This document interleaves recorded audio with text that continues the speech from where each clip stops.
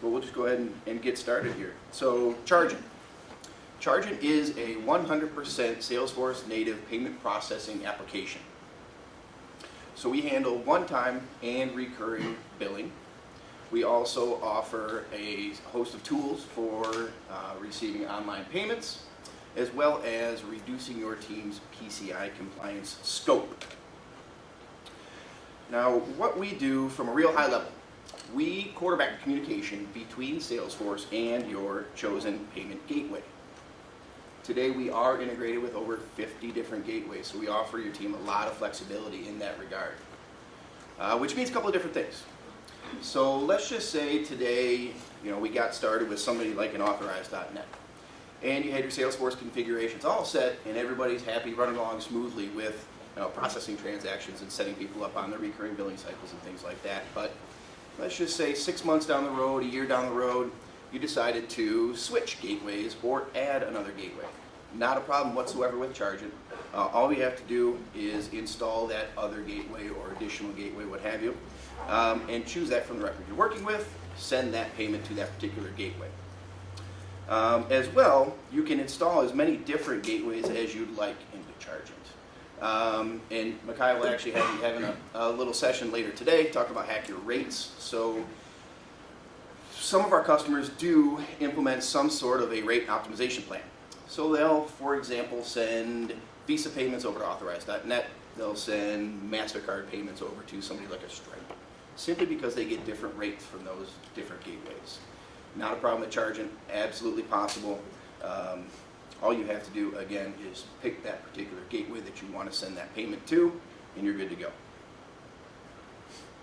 So we can be installed in one of 3 different ways. You can install Chargent on the opportunity object, the case object, or you can choose to install our custom Chargent Orders object.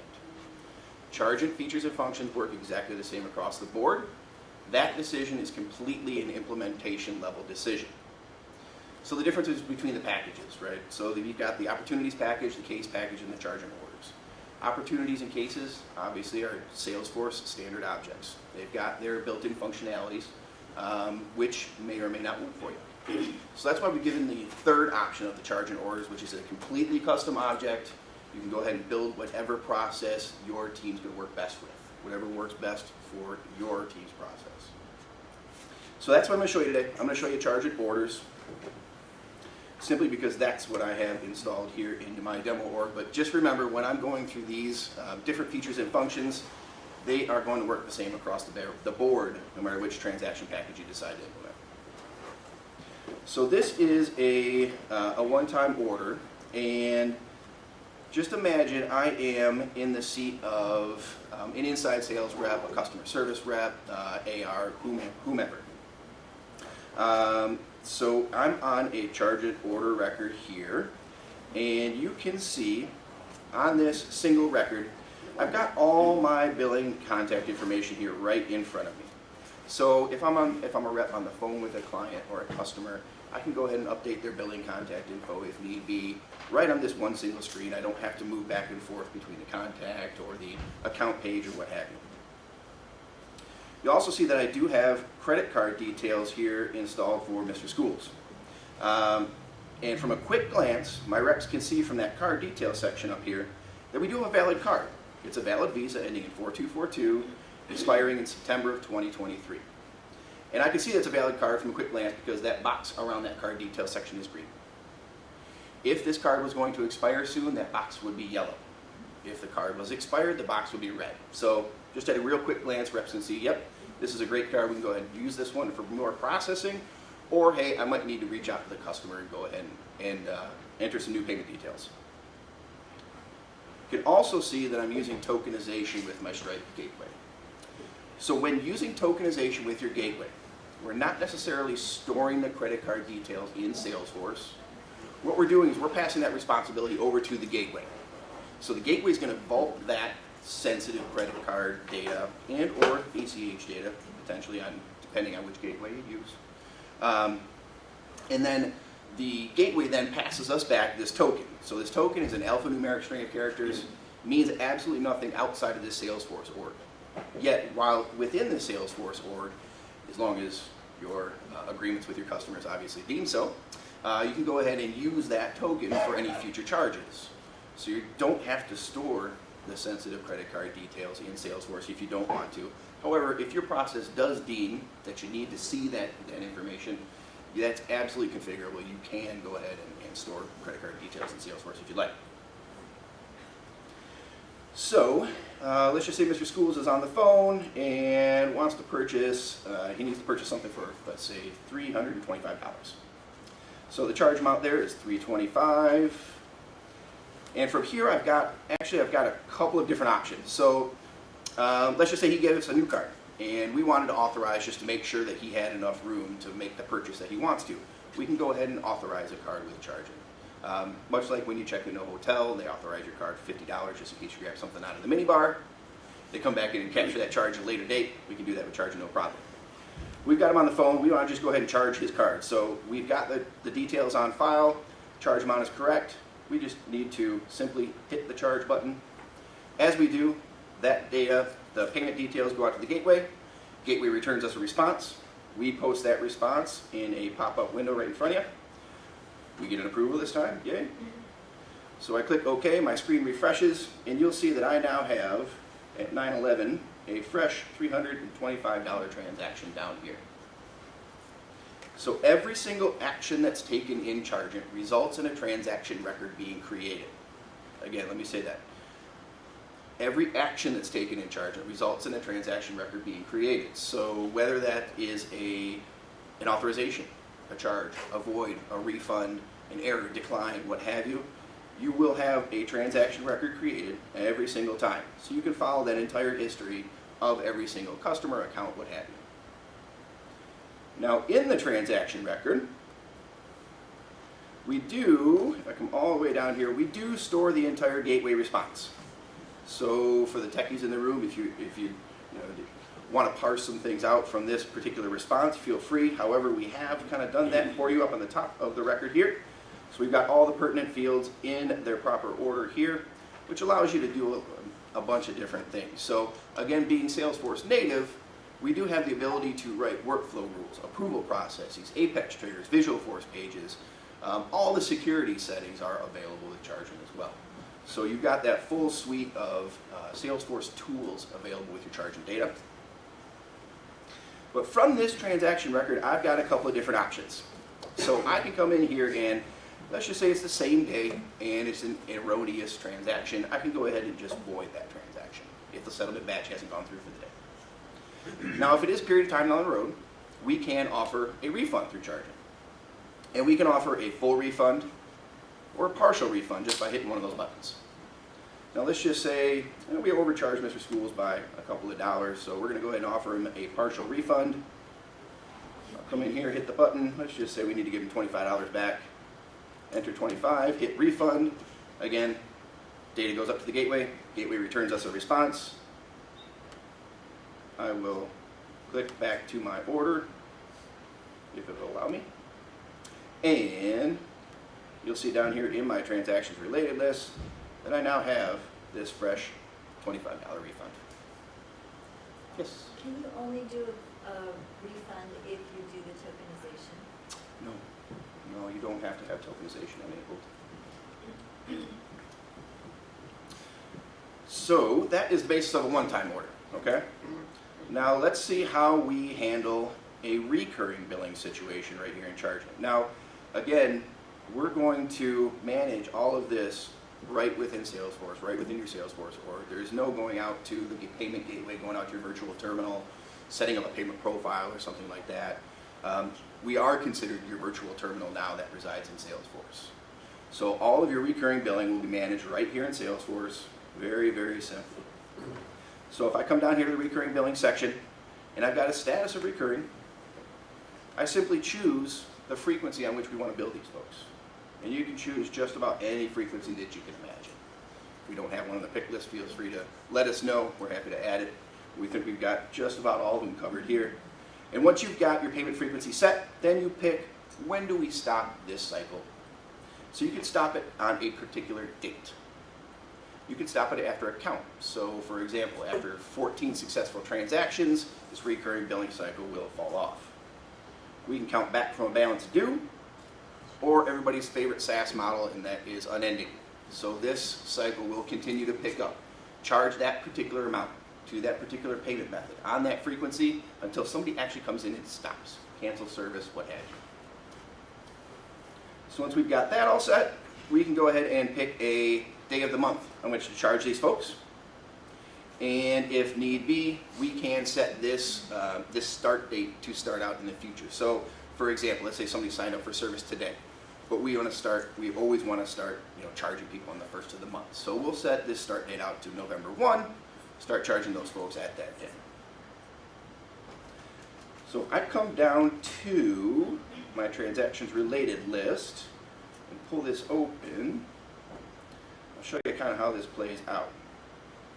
So on 8/25, I came in and charged these folks a $500 setup fee, and then told the system on 11/15 when the project was all done, they were ready to go on their monthly cycle, go ahead and start charging these folks $125 on the 15th of the month.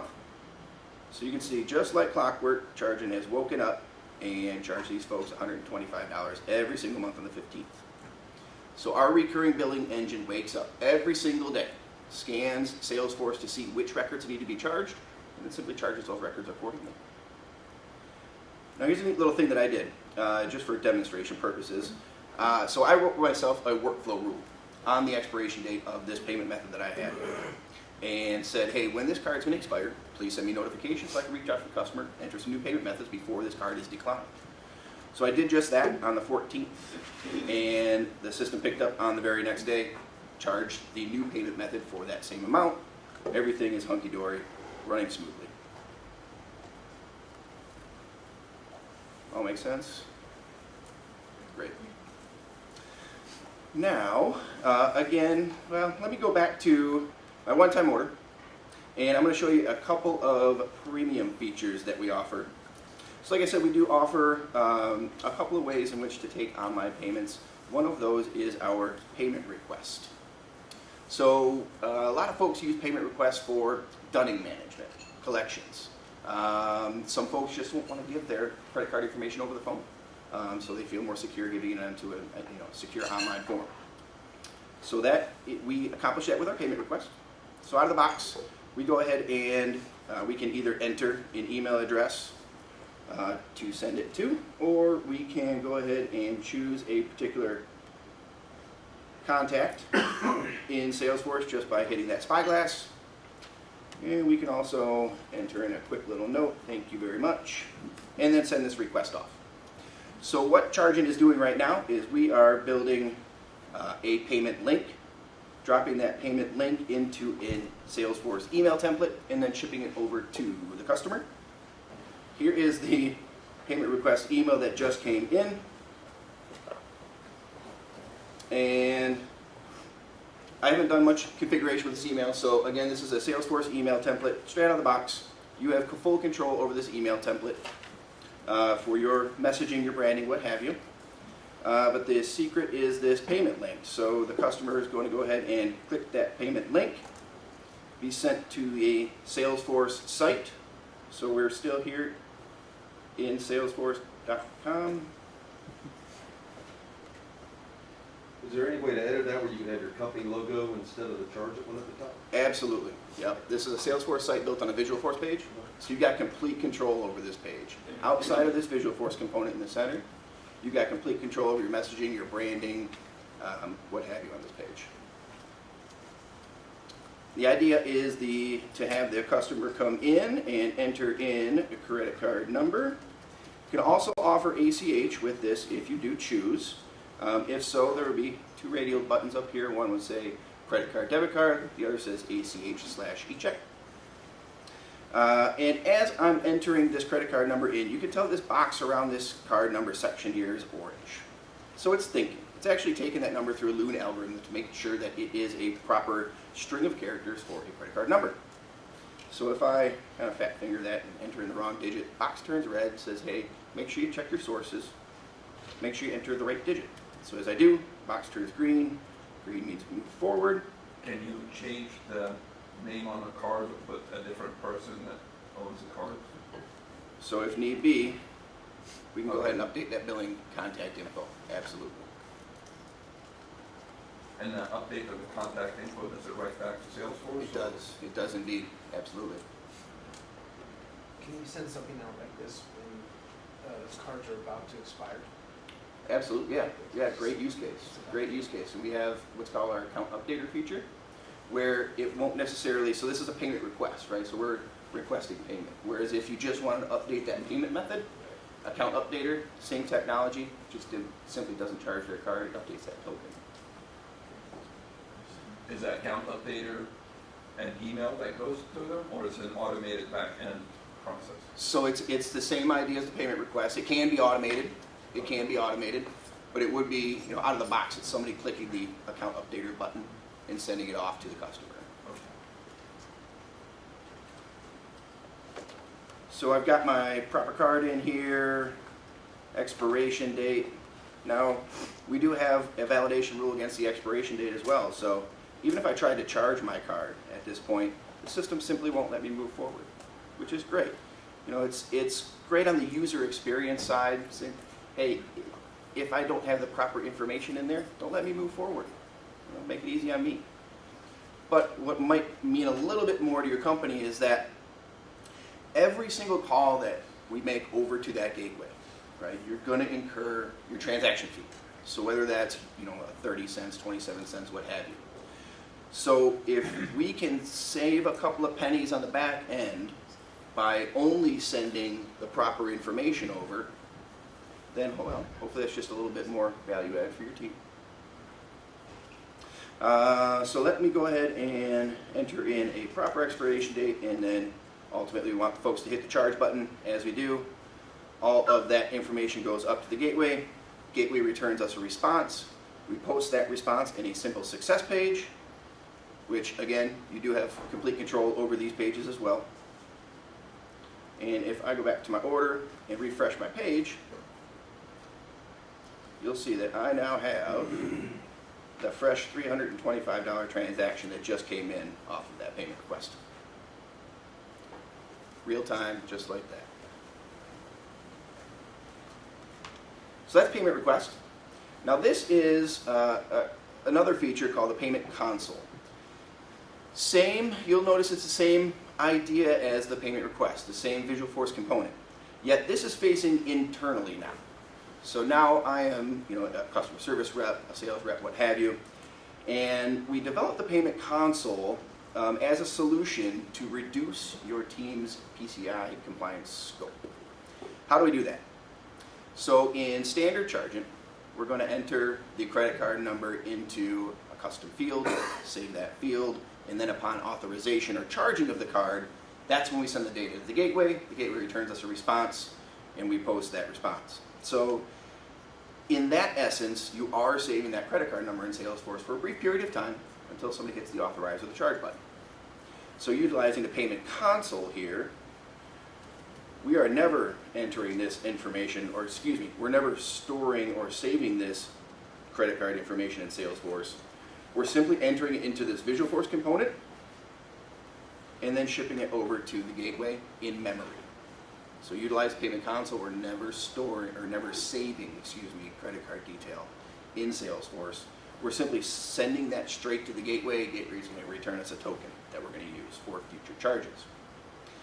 Now on this payment console, we do have a few different options or functions that are available to our users. We can afford them all to our users, or we can limit these options. So we can charge a card from here.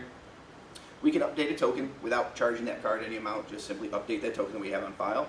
Or we can authorize this card from here for a certain dollar figure. Let's go ahead and change that charge amount. And we'll go ahead and charge his card from here. Again, we're sending that data straight to the gateway in memory. Gateway is going to return us a response as well as a token.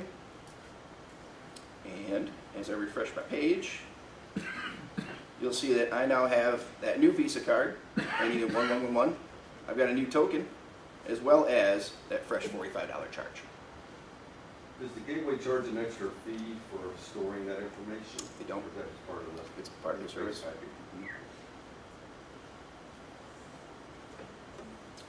So that is our payment console. One thing we like to kind of wrap up here with is that, again, we are 100% Salesforce native. So your data is your data. Your data is always your data. To be honest, Chargent doesn't own any service. We're built 100% on Salesforce. We're relying on Salesforce. So your data is available for Salesforce reporting. We do come shipped over with some canned reports, like this reconciliation report that I can pull open and quickly see that, for example, on 9/1 of 2016, I should have had a $2,225 drop into my merchant bank account made up of these various different charges. So we just make it real easy to use Salesforce reporting to keep all your systems in line, make sure that all the numbers are adding up correctly. And that is the conclusion of the demo. I'm happy to answer any questions or repeat or go over anything that you may have questions on. Sure. So how do you handle upgrades to your application? If it's Salesforce native and we've built workflows and added other drop-down items, when you do an upgrade, how do we not wipe out what we've Yeah, so we don't force or push an upgrade, right? We make them available, we notify you, and if you'd like to install the update, then you're happy to. I don't think we've ever really had any issues with updating updating our package as opposed to your configurations and customizations. But it's always best when you're going to upgrade, just like with any other Salesforce application, right? You want to make sure you do the upgrade in Sandbox just to make sure that all your configurations are set and everything's working great. And then you did a demo of the email and it pops up another URL that the customer went to. Do you have a sample where it would be from like a customer portal, filling out a form and then submitting, like a communities type page? So I don't have anything set up like that, but it is absolutely possible. You know, because we are Salesforce native, you can expose Chargent features, functions, and data over to a customer or a partner community. Okay. Thank you. Absolutely.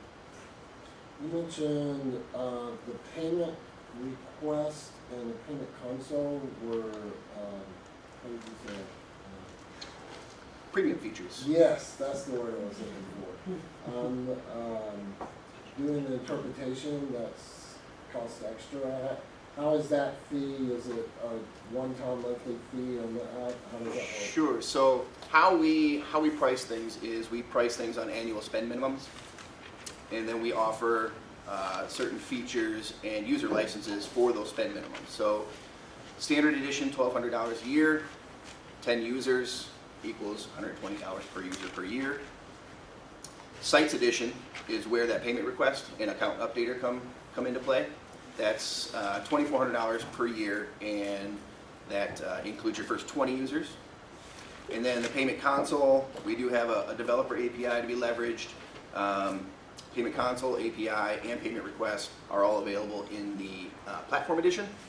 Platform edition is $6,000 per year, and that covers up to your first 50 Chargent users. Platform edition is also when you can go ahead and expose that to a community and allow your community members to go ahead and look at their transaction history, process payments, you know, whatever really you allow them to do. And thanks for bringing that up. Eric is going to have a little session later today talking about how to best customize your Chargent experience. So he's going to give you some tech tips later on. Be sure to check him out. Can I just repeat back what I Sure. was going to say? Yeah. So base package, $1,200. To get the payment request and account updater, $2,400. To get the whole enchilada API, $6K. You got it. Per year. You're welcome. Anybody else?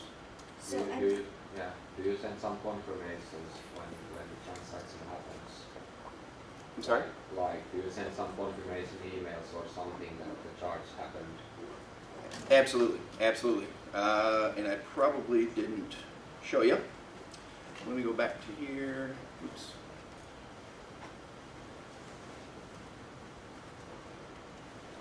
I did fail to show you the receipt that we did send to the customer upon completion of that payment request, which is right here.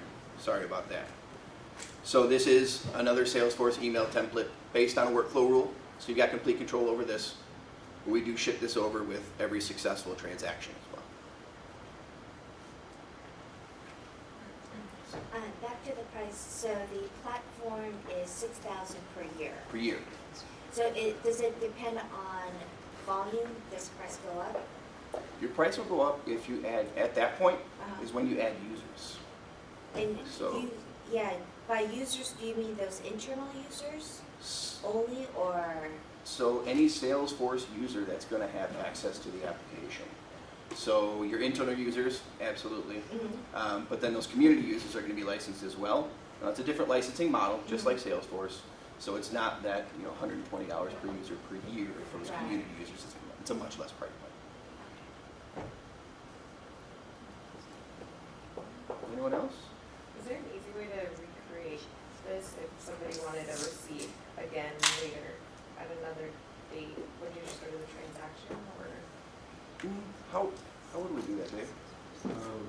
You could see it in the activities. I think you should be able to see it. If it's logged, you could resend it.